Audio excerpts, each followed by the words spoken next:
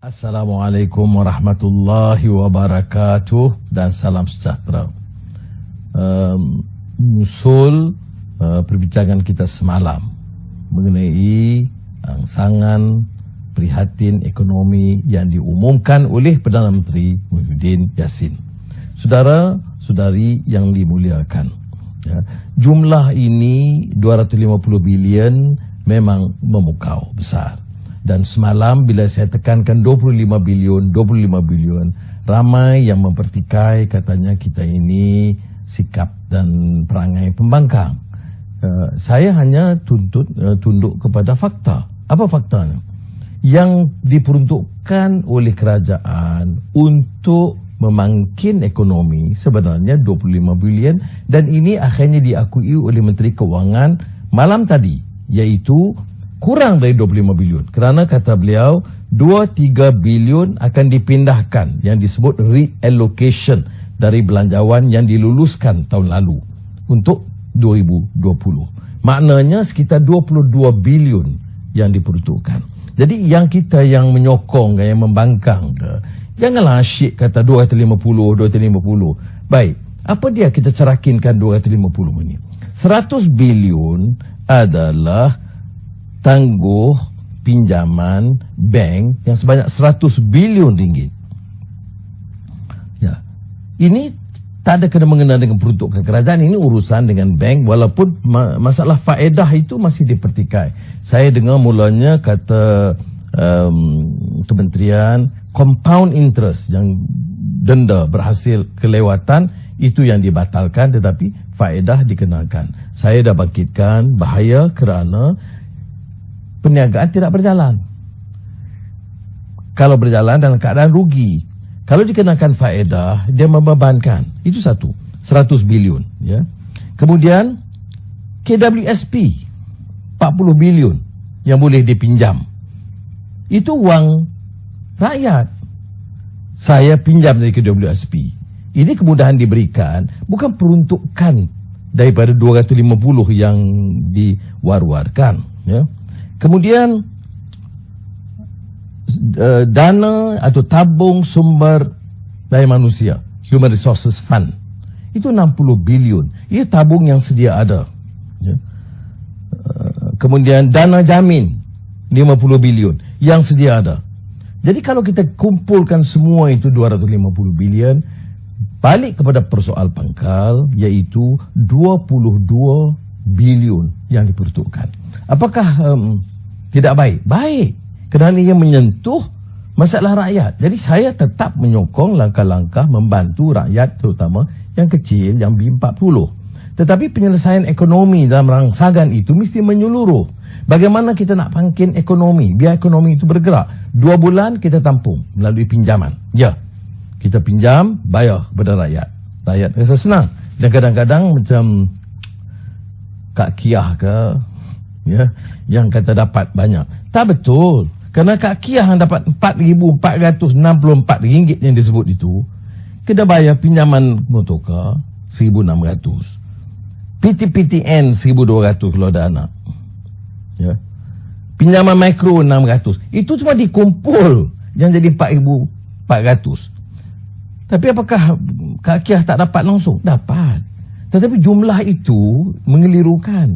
Ini yang saya sebut, ya, angka dan data tidak boleh dikelirukan.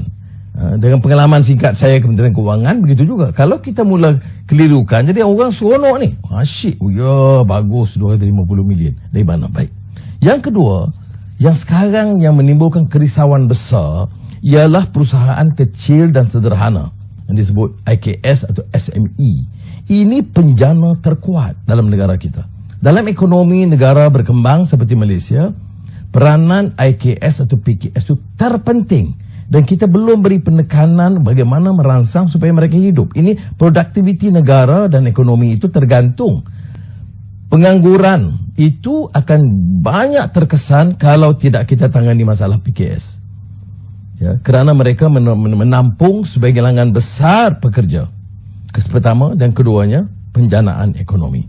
Dan ini saya lihat kebanyakan persatuan-persatuan PKS telah menyuarakan. Kita tidak bantah bantuan bagi rakyat kecil. Seperti mana saya ulang, saya hadapi masalah ini setiap hari kerana program kita di Port Dickson itu berterusan. Tetapi ekonomi mesti dijana. Dan ini cabaran besar kita. Dalam rangsangan ekonomi ini, mestilah yang memberi keyakinan bahawa kita boleh mengangkat ekonomi setelah 2-3 bulan memberi habuan, kemudian terhutang. Sebab itu juga kita mengusulkan, ya, supaya ada perbahasan di parlimen. Ada mengatakan, oh ini menangguh. Tidak, tak perlu tangguh.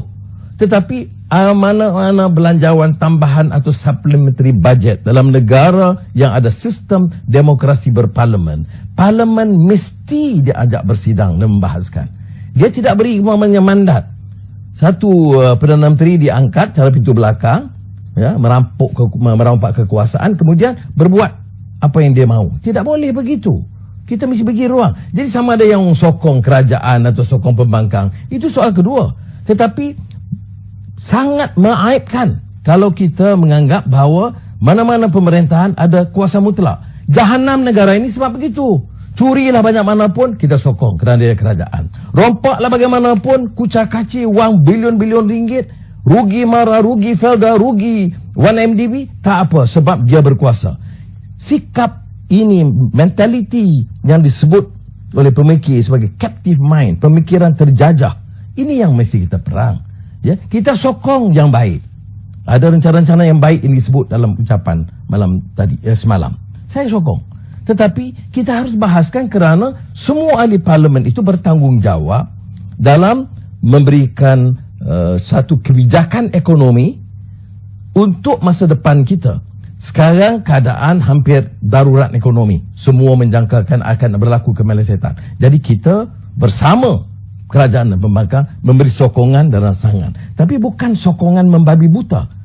Bukan sokongan sehingga kan tidak boleh menegur adanya kekurangan dari segi IKS. Bahaya pelaksanaan yang kucak-kacir nanti. Kerana kita tahu ketirisan ini ada yang mempermainkan.